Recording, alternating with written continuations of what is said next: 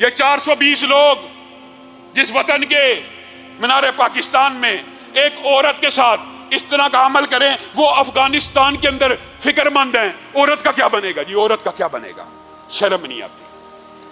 افغانستان میں عورت کا کیا بنے گا؟ تم نے مینار پاکستان کے سائے کے اندر اسلام کو چھوڑ کر، اسلامی قوانین کو، اس کا تمسخر اڑا کر، فحاشی اور عریانیت کے سیلاب کو بپا کر کے وہاں پہ انجام نہیں دیکھ لیا؟ کیا ہوا؟ بات آئی ہے تو یہ بھی سمجھ لیں میرے دیندار بھائی، کان کھول کے سن لیں، اور وہ لبرل مافیا کے دہشت گرد بھی کان کھول کے سن لیں۔ اللہ کی قسم، پوری دنیا کی عورتیں برہنہ ہو جائیں، ننگی ہو جائیں، مسلمان مرد کے لیے یہ حکم ہے کہ آنکھوں کو نیچا رکھے، اور اگر پوری دنیا کے مرد اندھے ہو جائیں تو مسلمان عورت کا یہ پروٹوکول ہے، وہ پھر بھی حجاب کر کے نکلے گی اور حیا کر کے نکلے گی۔ عجیب بات ہے، نہ تم پردے میں عورت کو نکلنے دیتے ہو، 2 روپے کی چنگمیں بیچنے کے لیے، 1 روپے 2 روپے کے ٹریٹ بلیڈ بیچنے کے لیے، جس کلچر کو تم نے اختیار کیا، جو تمہارا باپ لگتا ہے، اس کلچر کو، جس کلچر کی تم باتیں کرتے ہو، ناچ ناچ کے عورتیں ٹریٹ بلیڈ بیچ رہی ہیں، ناچ ناچ کے چنگمیں بیچ رہی ہیں۔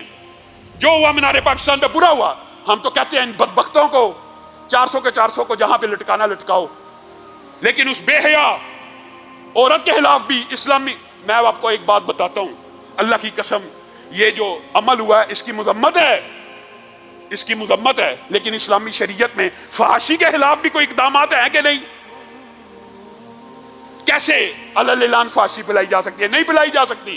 واحد حل ہے، اگر آپ یہ چاہتے ہیں ہراسمنٹ ختم ہو جائے، یہ دین دشمن مافیا، ایسا، اب کیا بندہ ان کو کہ ایسا مافیا ہے، ان کو کہا جائے نا، یہ بدبخت جو ہراسمنٹ، جنسی ہراساں کرتے ہیں، ان کو چوک میں لٹکا دو، ان کو مینار پاکستان پہ لٹکا دو۔ جی کیپٹل پنشمنٹ نہیں ہونی چاہیے، ان بدبختوں کو پتہ ہے اگر کیپٹل پنشمنٹ آئی تو یہ 1-2% طبقہ پورے کا پورا پاکستان سے ختم ہی ہو جائے گا۔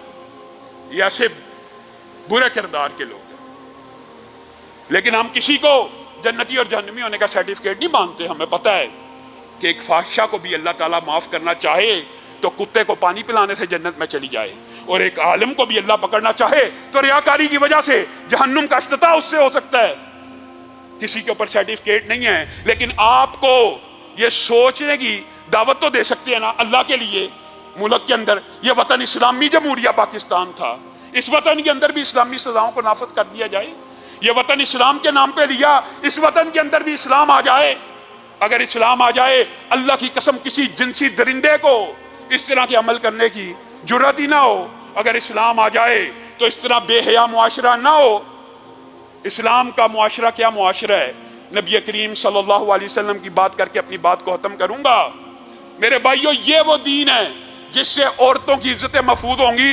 یہ اس امریکہ کے پیچھے چلتا چاہتے ہیں، وہ قوانین لانا چاہتے ہیں، جن ان بدبختوں کو یہی نہیں پتا کہ ٹاپ 10 جو ممالک ہراسمنٹ میں، جنسی ہراسمنٹ میں، وہ سارے کے سارے غیر مسلم ہیں۔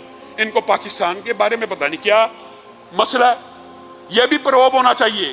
میں ان باتوں سے صرف نظر کرتے ہوئے کہ یہ پری پلانڈ تھا، جو بھی تھا، آپ اٹھائیے ہراسمنٹ ان ممالک میں زیادہ ہے جنسی کے، پاکستان میں زیادہ ہے؟ پاکستان میں زیادہ نہیں ہے، ان ممالک میں زیادہ ہے۔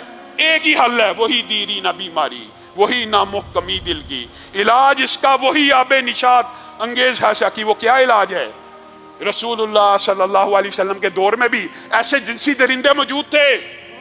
اپنے ہی مذہب کی عورت کی عزت کے در پہ ہو گئی۔ یہودی تھی عورت، یہودی نے، بچی نے بڑے واسطے دیے کہ میں تمہارے موسیٰ کو ماننے والی ہوں، میں تورات کو ماننے والی ہوں، میری عزت کے در پہ ہو گئے ہو۔ گنڈا صرف گنڈا ہوتا ہے، اس کا کوئی دین مذہب نہیں ہوتا۔ ان کے ہاتھ بڑھتے چلے گئے۔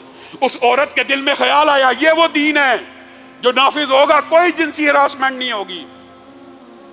اس عورت کے دل میں خیال آیا اب مجھے اگر کوئی بچا سکتا ہے تو وہ بچا سکتا ہے جو کائنات کی ہر بیٹی کو فاطمہ کی نظر سے دیکھتا ہے۔ کہا واہ محمدہ، اے محمد صلی اللہ علیہ وسلم، آپ کے در عالیہ کے آگے لوٹی جا رہی ہوں۔ رسول اللہ صلی اللہ علیہ وسلم اپنی وہ چادر لے کے آئے جس کی وجہ سے کبھی یا ایھا المزمل کہا گیا، کبھی یا ایھا المدثر کہا گیا، اس بیٹی کے سر پہ ڈال دی اور کہا مدینہ میں رہنے والی ہے یہودی بیٹی، تو کسی یہودی کی بیٹی نہیں بلکہ محمد صلی اللہ علیہ وسلم کی بیٹی۔